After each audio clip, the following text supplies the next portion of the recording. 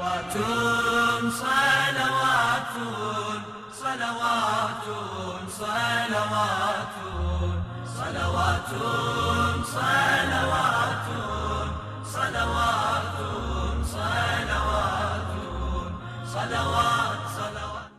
امام سجاد علیہ السلام ایک کاروان کے ہمراہ مکے کی طرف حرکت کر رہے تھے، اور وہ اونٹ جس پر حضرت سوار تھے بہت کمزور اور ناتواں تھا۔ اسی وجہ سے آپ اپنے کارواں والوں سے پیچھے ہی رہ گئے، اور آپ اپنے ایک ساتھی کے ساتھ قافلے کے پیچھے چلنے لگے۔ کیونکہ رات ہونے کو تھی، آپ لوگ جلدی جلدی راستے کو طے کر رہے تھے تاکہ رات راستے میں نہ گزرے، لیکن امام کا اونٹ بہت آہستہ چل رہا تھا۔ تب امام کے ساتھی نے عرض کیا، میرے آقا اس تازیانے کو لیجیے اور اپنے اونٹ کو ماریے تاکہ تھوڑا تیز رفتار میں چلنے لگے۔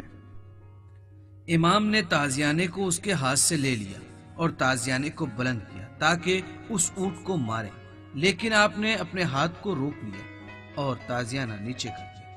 آپ نے پھر تازیانے کو بلند کیا تاکہ اس اونٹ کو مارے، لیکن پھر اس کام کو انجام نہ دے سکے اور تازیانہ نیچے کر لیا، اور فرمایا اگر قصاص نہ ہوتا تو میں اس اونٹ کو ضرور مارتا۔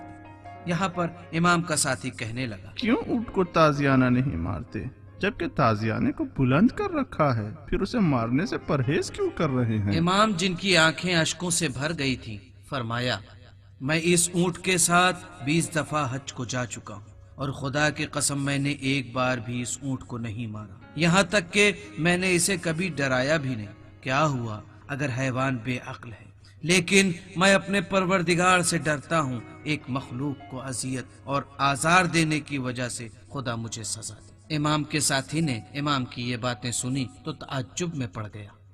آقا خدا کی قسم، اس وقت جب میں آپ کو دیکھتا تھا کہ کس طرح سے آپ محتاج اور غریبوں کے لیے مسجد میں کھانے اور پینے کا سامان لے جاتے تھے اور ان کے ساتھ کھانا نوش فرماتے تھے، میں بہت تعجب کرتا تھا۔ لیکن آج میں نے آپ سے ایک ایسی چیز دیکھی اور سنی کہ میں نے کبھی بھی اسے خواب و خیالات میں بھی نہ سوچا تھا کہ آپ کی مہربانی اور لطف کس طرح سب کے شامل حال ہے۔ میری خوش نصیبی ہے کہ ایک ایسا انسان مکہ مکرمہ کے سفر میں میرا ہم سفر ہے، واقعا میری خوش نصیبی ہے۔ صلوات صلوات صلوات صلوات صلوات